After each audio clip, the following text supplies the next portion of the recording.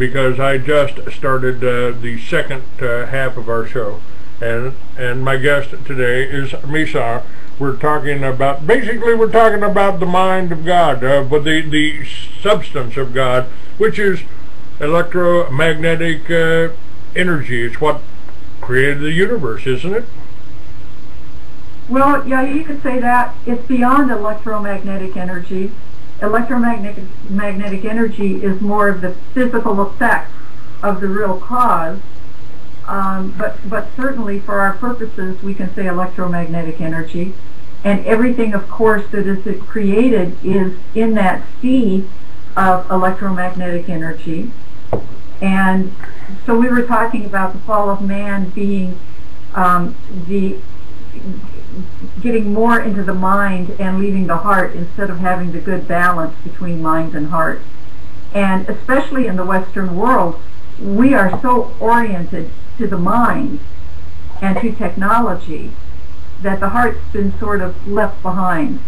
And the heart is what carries that pure being, that pure love. And it's important for that reconnection to take place in order to balance what's going on in the earth. And that comes from being able to go inside and connect with that part of us that's in that area of the heart. And that's where miracles come from. And that's where we access the quantum field, which is the field of all possibilities.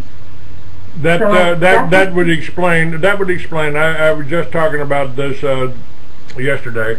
I was driving my cousin down my road in Dallas, in Ritzy neighborhood, and came to a screeching halt, locked up my sports car, locked it up, sliding into the intersection.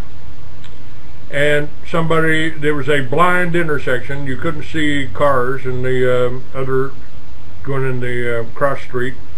Somebody ran a red light and went 3 foot in front of us and totaled a Volkswagen on the other side. How did I know? How could I possibly have known? My cousin's staring at me going, how'd you know? I couldn't explain it at the time. But what happened? What was that? You know, things, we tune into things before they actually happen. And things happen on the astral realm, that next dimension, before they happen in the physical. And so when we start using our intuitive abilities, we start intuiting what is about to happen, what's going to happen.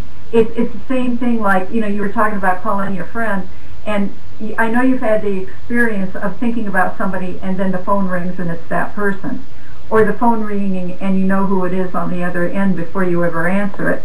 It's that intuitive part of us, that's that knowing part of us, that's that God part of us that is alive and well and functioning on another level, and our conscious mind is picking up those signals. And sometimes we don't know why or whatever, but we just know to do whatever signal we're getting, whatever message we're getting. And when we do that, then there's a purpose for that. Sometimes we know what the purpose is, sometimes we don't. But following that intuition and allowing that to become stronger in us and become more conscious of it, it's an amazing thing. And our bodies are like antennas. Our bodies will tell us. Our bodies are always giving us information. But we don't always pay attention to what the body is saying because we're so much in the head. Oh, that's not reasonable. That doesn't make sense. That's crazy. It's not. It's really true knowing. And you had a perfect example of that in your car, coming to a screeching halt that saved you from having a bad accident. There you go. And it's happened actually many times. I recall going up to Detroit in middle of a snowstorm and hitting black ice and just spinning over into across the medium. And I just kind of screamed out, "No, I'm not ready yet." And I came to a stop, pulled back on the highway, and when I came back, I checked out the area that I slid off the road, And I wasn't, there wasn't any place along the road I could have done that without hitting something. So it's, Yeah. it's, miracles happen, and they're not really miracles. Things are happening on levels that we do not understand in our logical mind, and so we call them miracles. And they're just, the other dimensions don't work the same way the physical dimension does. We're very familiar with the law of gravity, et cetera, how the physical dimension works. When you start working in these other dimensions, they have their own rules, and they're very different than the physical.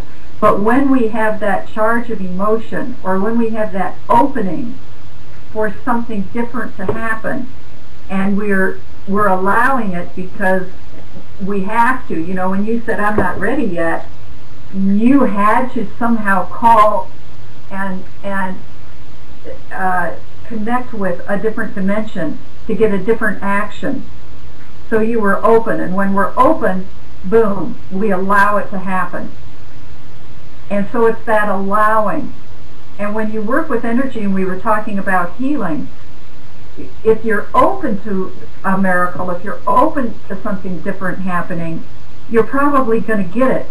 When Jesus was doing his healing, he didn't heal everybody that came to him, because he knew that there were people that were not open to the change, and that for him to use his time and energy and effort to do that was not going to make any difference, and so he could not use his energy in that way. When people came to him that were open to it, then they got the healing. So that openness for change is a key concept in whatever we're doing, whether we're developing a new community, whether we're learning about growing food, whether we're learning about staying healthy. That willingness to change is a key. It's the key, because if we're not willing, nothing's going to change. And always amazes me at the amount of people that aren't willing. Change is scary, because we don't know what the change is going to be. We know what misery we might be in right now, but we don't know what the change is going to be. Maybe we're going to have to give up something. Maybe we're going to lose something that we think we want or that we need. My experience has been every time I surrender to spirit and I'm open to change, something better happens. But the ego fears change, because the ego always wants to be right, and it doesn't want to lose anything that it's got. And it's not open to getting something better all the time. It's, I want to stay in control. Change is okay as long as I can control it. But if I have to surrender to something like spirit to get the change, I don't want to surrender. That gives me less power. So when we look at what's going on in the planet, all of this power tripping, all of this greed, all of these wars, all of this stuff has to do with the ego wanting more power, wanting to control, wanting to be right. It has nothing to do with surrendering to spirit, surrendering to those higher aspects of ourselves, allowing us to change into more loving beings, allowing us to get together and to love each other as spiritual beings. What you're talking about, according to the elite. That's strange. Where did that echo come from? All right. What you're talking about? Yeah, it's not just ego. It's money. It's money. It's control. It's milking you and making you and programming you and keeping you working or fighting or killing for these people that are profiting off of wars. They're profiting, and our founding fathers warned us about that. If you ever allow a private bank to issue your money, the banks and the corporations that spring up around them will leave your children homeless in the land we created and we conquered. And they've been doing that this whole last year. 1 million Americans lost their homes. But that is all coming from ego, because ego is what wants the power, wants the money, wants the control. That is ego. That is. You know, you look at these super rich people, you look at the people that run countries, you look at all of these people that have these powerful control positions, their egos are huge. What happens when someone comes along like a Kennedy that wants to change things, that really had a desire to change things? They can't allow him to exist because he becomes a threat to their ego. It's all ego. What steps can the average American, I mean, come on, they don't call television programming for nothing. So you're being fed basically a false reality, you know, sitting there watching Miami Vice or Magnum drive around in a Ferrari. You're being, and subliminally you're being programmed for what? Failure? Well, for what? Conformity? What? Be part of the masses. The herd's going that way, and because that's where the slaughterhouse is. It's conformity, and not to come up against the people that are in control. You know, just conform, get out of life the little bit you can get out of it. Don't ask a lot of questions. Don't be a troublemaker, or, you know, don't challenge the status quo. Get into the mass consciousness and go along with that. Don't believe anything different. Don't do anything that's too different. If you look different than the mass consciousness, then we can say you're mentally ill and we can lock you up. You know, the insane asylums, the mental hospitals are full of people that are actually seeing things and experiencing things from different dimensions. But, you know, we don't want them floating around. We don't want them out. We'll lock them up and we'll call them mentally ill and we'll drug them. You know, we don't want anybody with radical ideas.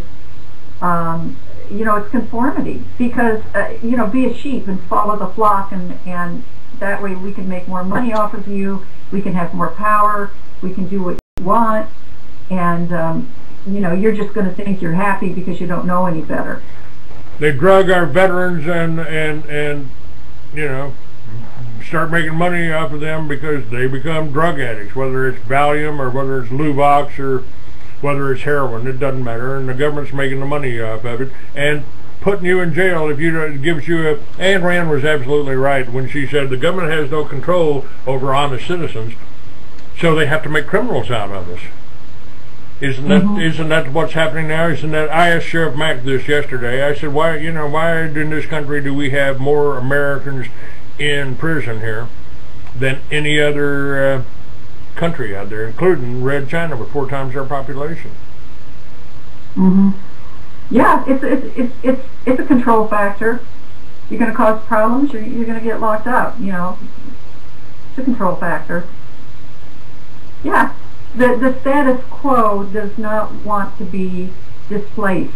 Now, interestingly enough, when people go on their own spiritual journey and they start dealing with their own egos and their own necessity to control their world, because we're taught to think that God is outside us and everything is outside of us, when in reality everything is inside of us, we start engaging in a battle in a very personal way that shadows the bigger battle that's going on in the world.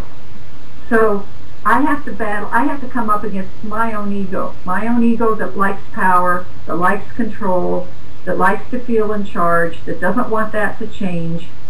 And the more I engage in getting involved in my heart and my God self, my ego starts getting frightened it's losing control. So it will start to push me into the old habits, the old way of thinking, the old way of being. The fear comes up because the ego and fear are very connected. So when the ego feels like it's being challenged, there's a tremendous amount of fear that comes up. Ooh, I don't know what this change is going to be. What if I lose money? What if I lose my partner? What if I don't have a house, place to live? I can't change. I can't change. It's too scary. And that keeps me in my own particular status quo. so what's going on the planet is a reflection of what goes on in each of us. The way to change it, change what's inside of us. Go in and start connecting with our own God self. Start living in faith. Start allowing that God self to create what it wants for itself. You know, the Bible says your Father wants to give you every good thing. Every good thing will come to you. But we have to challenge the ego, and we have to not allow the ego to control us. In my viewpoint, that's how we change the world. If I am controlled through my ego only, I'm always going to be fighting for power, control, safety. I'm not going to live in faith. I'm going to live in fear. If I move into my God presence, if I move into my heart space and allow myself to live from that element, then I will move out of fear, I will live in faith, and all good things will start to come to me.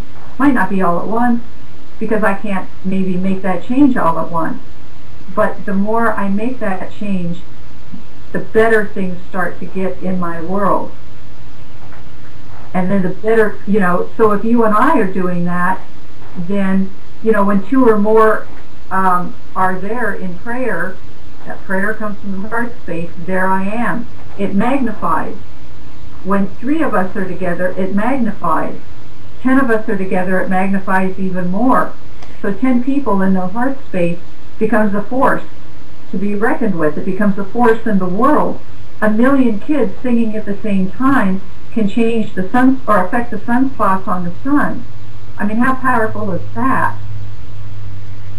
So it's about... It could be that one of the plans that we have here is for villages of about 10 houses. I mean, it's strange how that figure keeps coming up, because that was the basis of the original form of government that was called a ton. 10 families, 10 heads of families met, and they decided what was happening in that village. And we'd like to see that happen right here in the heart of Texas, There's already cabins back here in the woods. We can put more, probably 10 on an acre without being crowded. And, and if you can... if they work together and thought of it that way, this is our community. This is a community. Yes. I mean, 10 people can, and then you've got neighbors that can help. That's how they did it in going across America, barn building and cabin building all the way across America. That's right. Now it's interesting, in some of the villages, the shape, they place their huts or their houses in a semicircle, because shapes have energy to them, and the semicircle, or the 3/4 of a circle, create a particular very, very beneficial energy for people to live in. And so how you place your homes also can have an effect. It's very subtle, but it's there. And the art of placement, feng shui, called feng shui, talks about how you create an energy flow by placing things. So if your village is in that pattern, the energy flow is very, very beneficial. Whereas if you just have houses here, houses there, without a divine pattern, so to speak, because that circle is divine, it's sacred geometry, then the energy flow doesn't flow as well. So when we're looking at all of this, and we want the energy to be conducive to what we're trying to create, it's good to have a little bit of understanding about what those different shapes produce.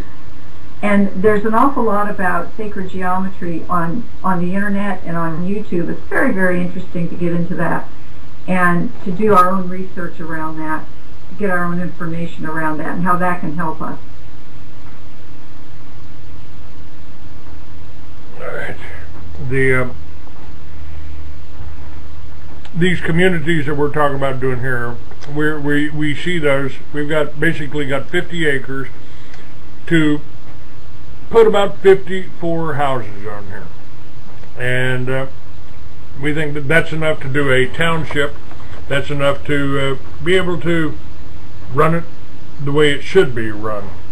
And we need people. We get people coming here every day to look at the houses. We're talking about half-size houses here, and you know, it's you save money on taxes because you're not paying for 2,000 square feet of non-livable space.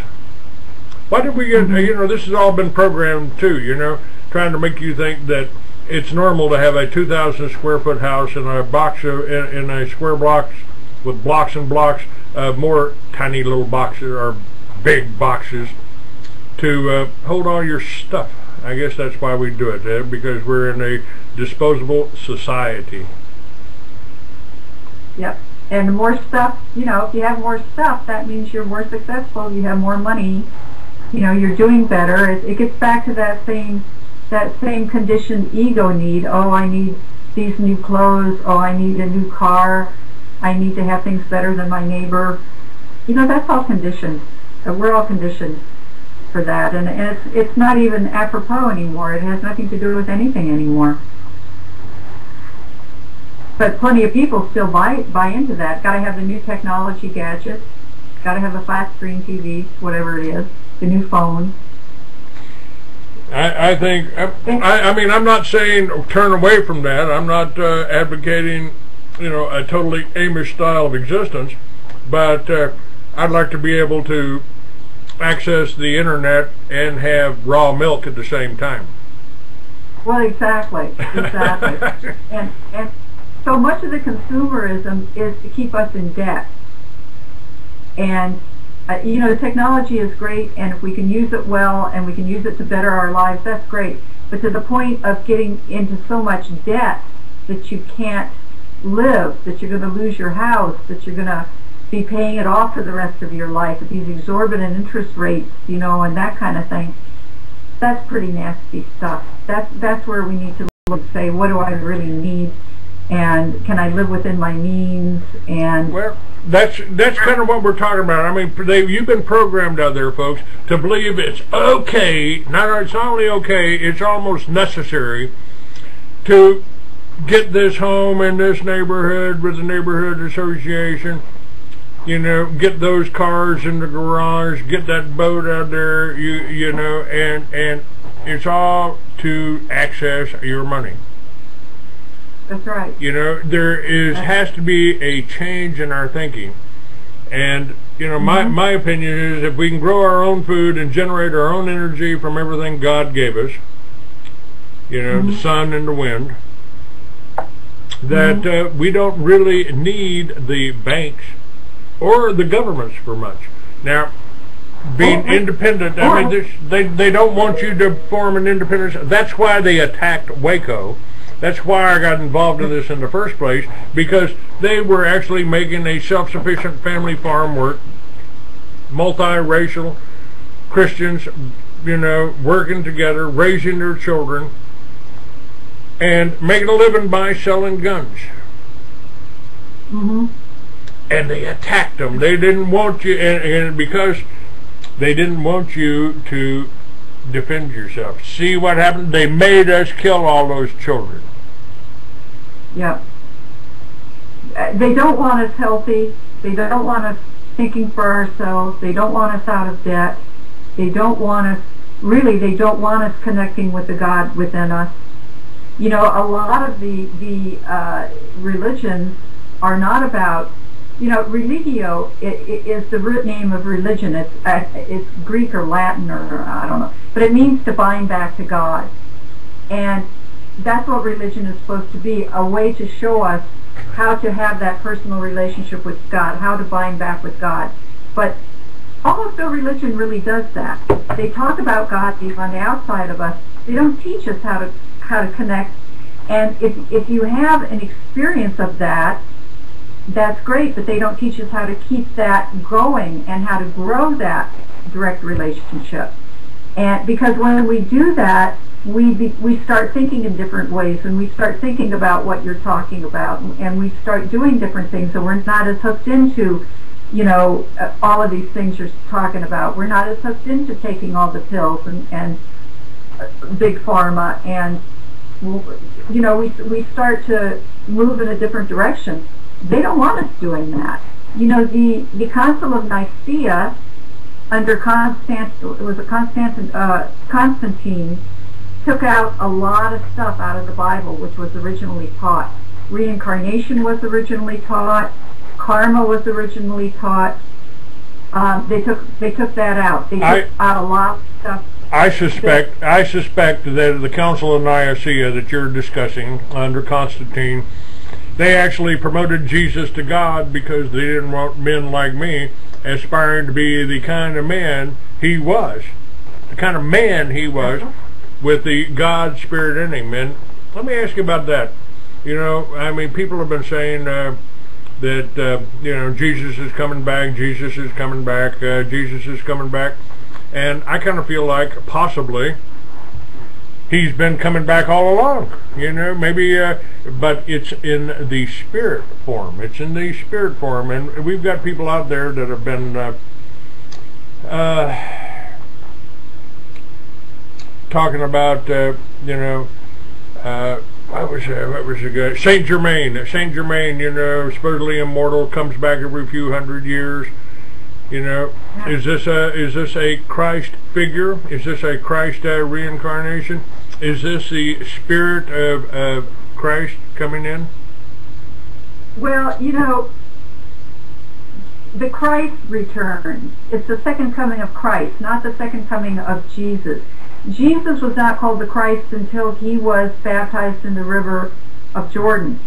That's when he fully embodied the Christ consciousness. The term Christ is a level of consciousness which is one with the Father. So it's Jesus the Christ. Before that he was called Jesus, he was called Emmanuel, which means God with us. But when he was baptized and that Christ came totally into him, he had that title. So that the Christ consciousness is what we attain, what we are moving toward, what is there to attain. When the Christ consciousness fully attains in me, when I attain that level of consciousness, then I have attained the second coming of Christ. Now, Saint Germain is what's called an ascended master because he ascended off of the planet like Jesus did. There's millions of ascended masters that has attained that level of Christ consciousness. So he can be called a Christed being or a Christed one. Now this ruffles the feathers of conventional religions, Christian religions, because they want you to believe Jesus is the only one that can ever get there, and he's the only one that's ever gotten there. So we need the priests, we need the church, we need all of that stuff because that's our connection. They don't want us to fulfill that within us. They don't want us to become the Christed one. That's why the Catholic Church, you weren't even allowed to read the Bible for a long time. Yeah. And they've manipulated, you know, the Bible has been manipulated so many times. And they do that for control purposes. You know, the Catholic Church is extremely rich, and they want to keep people believing in their doctrine and giving them money and giving them money and giving them money. You know, that has nothing to do with Christ. That has nothing to do with what Jesus came to do or what he showed us about. You know, it's totally opposite. They cut women out, right. You know, nobles and priests. And yet, when Jesus rose from the tomb and came across the two women that he met on the road, they were the first ones that he said, go tell everybody what you've seen. He, in effect, was ordaining them to go tell